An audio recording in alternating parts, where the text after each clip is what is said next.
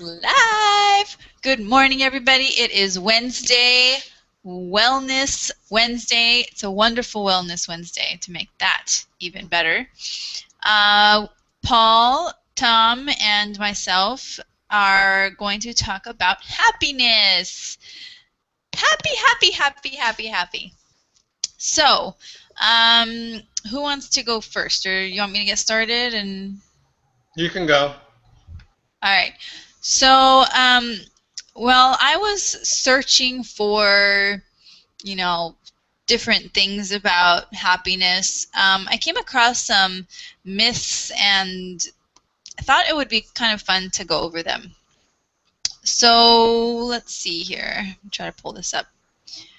Um, Myth number one is either you have it or you don't. Now, I find that to be kind of funny because, you know, a lot of people will be like, well, I'm not happy. Well, okay, cool. But there's always ways to get happy. So the myth that says either you have it or you don't um, or stems from people thinking that, well, it's genetic or something like that. But really, only 50% of your happiness is well, they call it your set point. So it's like the level of happiness that seems normal for you. But, that the crazy thing is that that's only like 50% of your happiness. So where that comes from is only half of what makes up your happiness, if that wasn't clear. Um, so if you actually try to become more happy or do things that make you happy, you can actually change that set point, which I thought was pretty cool because who doesn't need more happiness in the world, right? I think the whole world needs more happiness, for that matter. Anyway, so that's myth number one. There's a study, let me see, I can't even pronounce this name, Sonia Lyubomirsky. Anyway, she's the author of The How of Happiness, a new approach to getting the life you want. She's also a professor in psychology at UC Riverside. Interesting, I didn't know that. Anyway, she says the research shows you can become happier no matter what your set point is. You probably won't go from a 1 to a 10 per se, but you can become happier. It just takes commitment, effort, and just like any meaningful goal in life, you just got to be committed to changing that for yourself. Yeah, that's pretty much the gist of it. Kind of paraphrased it a little bit there, but they say that you can do that by nurturing relationships that you have, writing in a gratitude journal, committing to random acts of kindness, developing a program of morning meditation or exercising, exercising. Anyways, exercise is important. That's why I keep saying that. And this just proves that I'm right. So exercise. Anyways, changes like these, they say, provides or has been a proven method of enhancing your happiness, and there's studies all over the place that show that you can become happier or raise those levels of happiness by exercising or meditating or getting a gratitude journal and just writing stuff that you're grateful for.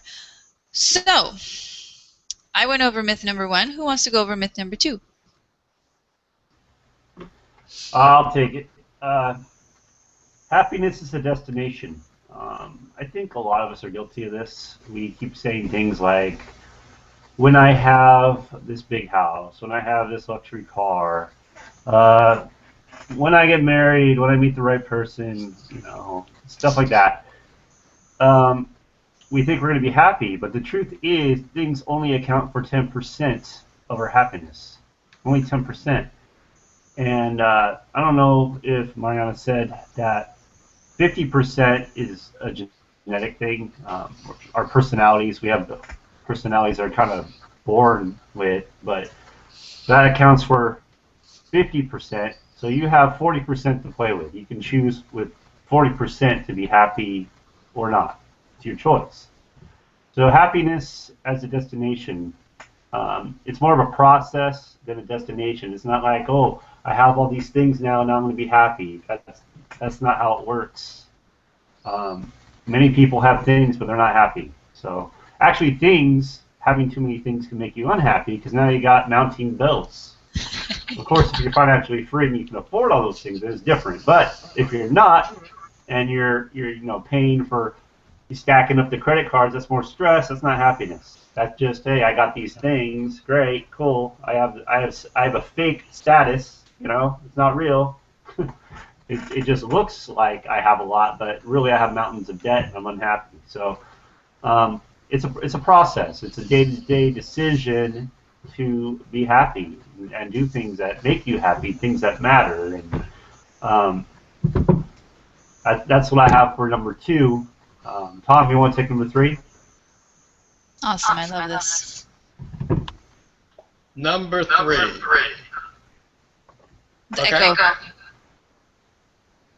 Oh, sorry. Can you hear? Thanks. Okay, I'm going to talk about number 3. And number 3 is like you always adapt to your happiness set point. So basically what we're talking about is that, people tend to adapt fairly quickly to positive changes in their life.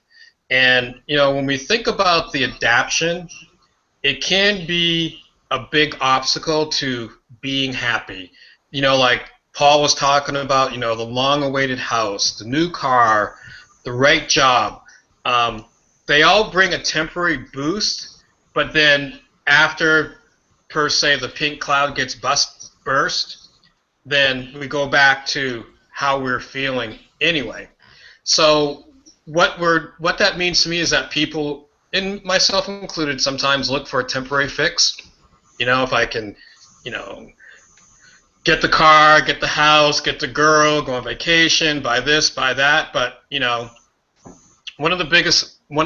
great analogy I heard years ago in some work I was doing was, if I move, I have to take myself with me.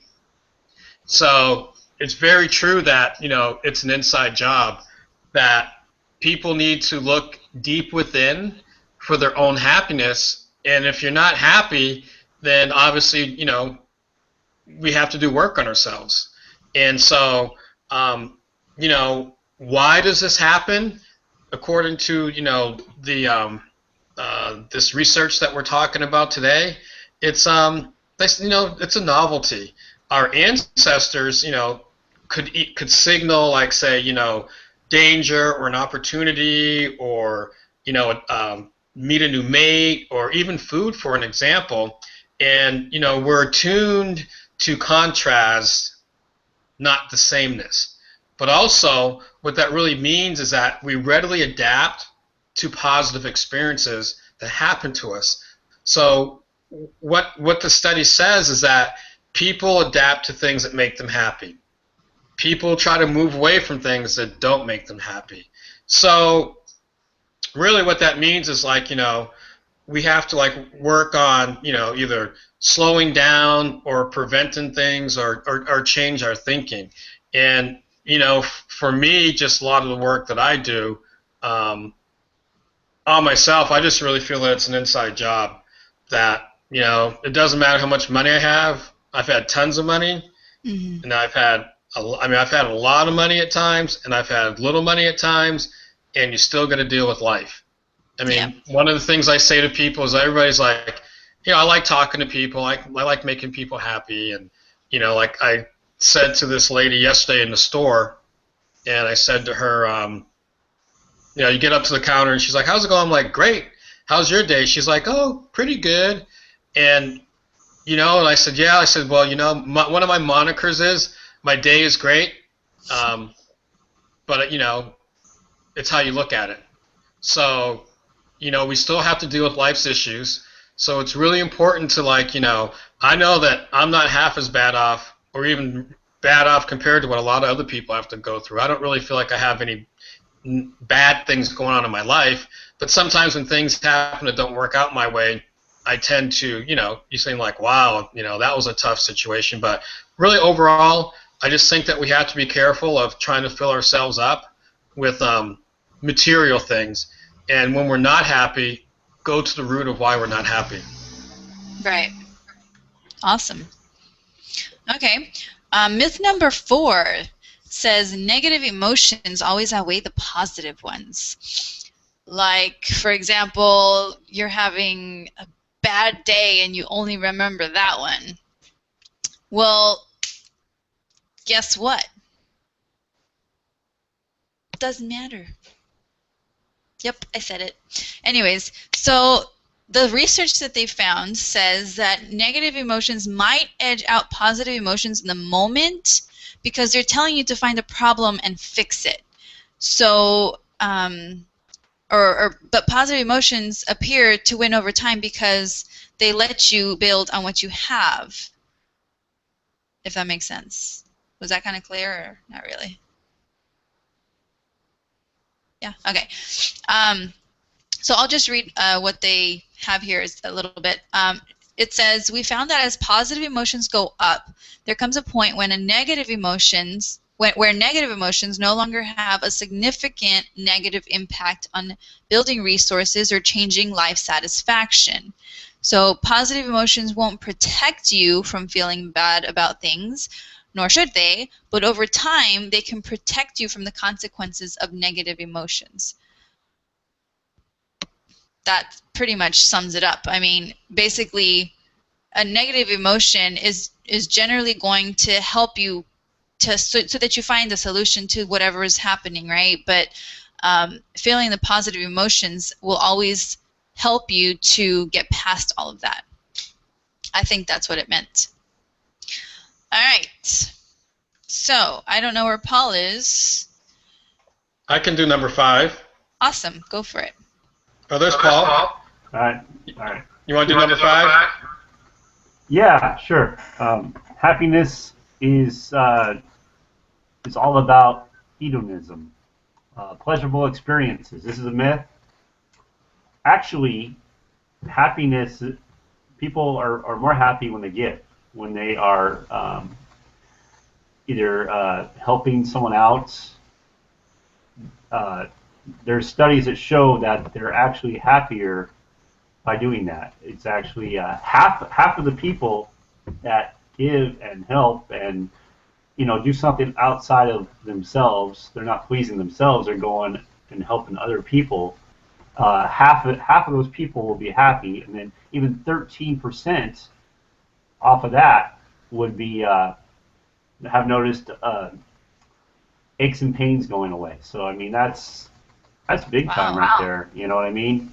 So many of us look for pleasurable experiences to make us happy, but really, when it comes down to it, it's having that significance, doing something that matters, that helping other people that are in need, or that's what it's all about, really. And I mean that's what I'm about. That's what I get the most out of. I guess someone just took a picture of me, but.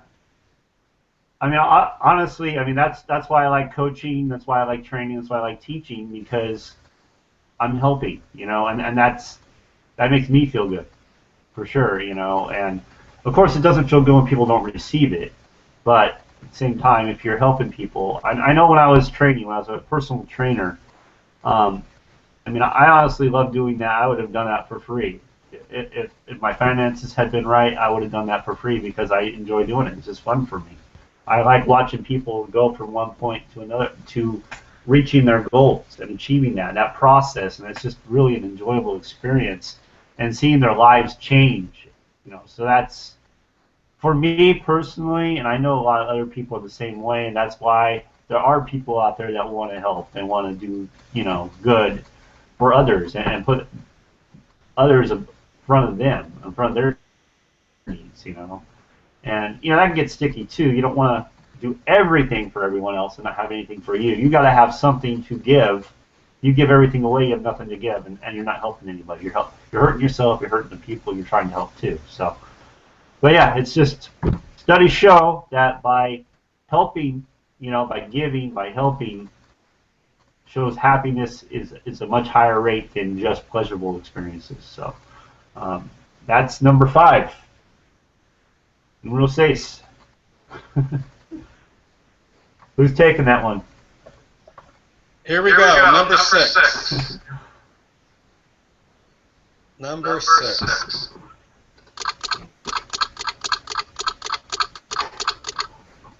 Echo pump. Okay.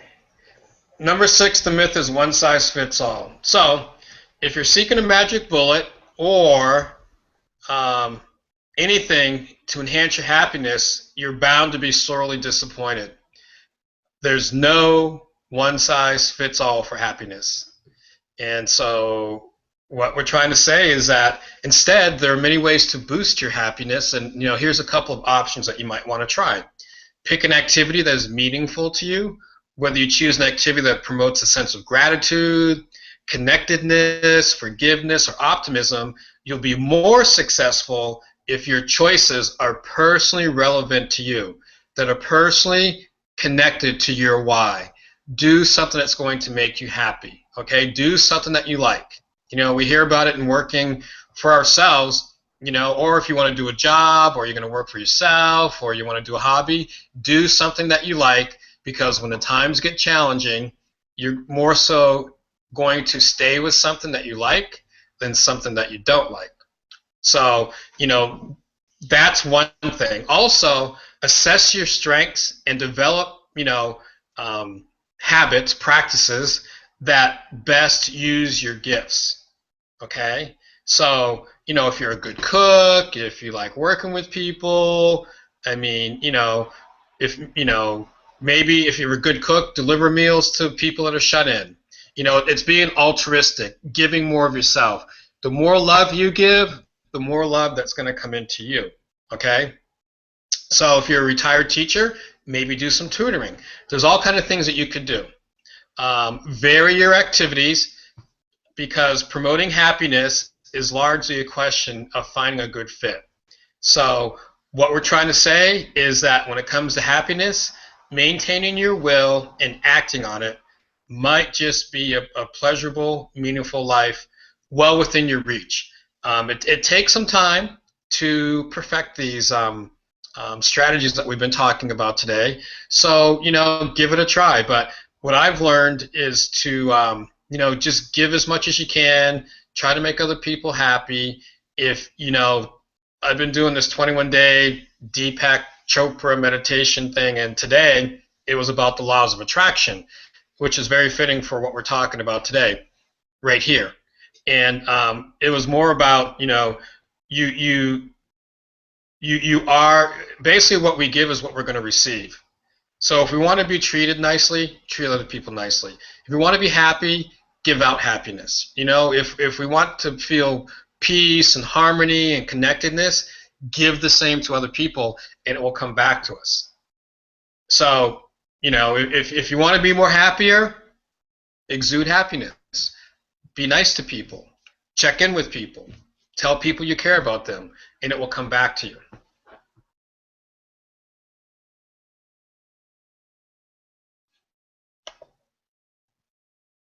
Okay?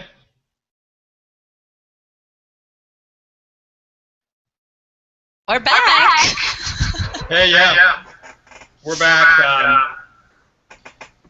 Had a little bit of... You're going to have to hit your button, Paul. Okay. All right, yeah, we're back, and we had a little bit of technical difficulty, but it looks like everything that I said was recorded, so that's great because I can't remember what I said. Well, because I was rambling, and the next thing I know is like, where did they go? No one's here. So anyway, it happens, but we make the best of it, and that's just what life's about. Make the best of what you're dealing with. So we're going to close things out. Just want to thank everybody for listening. It was a really good topic. I love what we talked about today, happiness and looking outwardly, and when it's really an inside job. So I just want to remind people that if you need any assistance with fitness, nutrition, life coaching, anything like that, just hit the subscribe button below, and get a hold of either myself, Paul, or Mariana, or if you're watching this through YouTube, and you like what you've heard, you can like us. If you want to comment on anything, you can comment. And if you want to share it, then that would be really great. And also, if you like what you're hearing from us, it would be great if you could subscribe just so we could stay in contact with you. So with that, I want to thank Mariana and Paul and bid a great day to everybody, and we'll talk to you soon. Bye. Bye. Thank you. Paul, where'd you go? Yeah, okay. I don't know what happened. Computers, technology. It's lovely. All right. Okay. I think because he's muted, he's not like. Okay. Cool. I'm here. Yay, we see you! All right. I can close it now. Bye.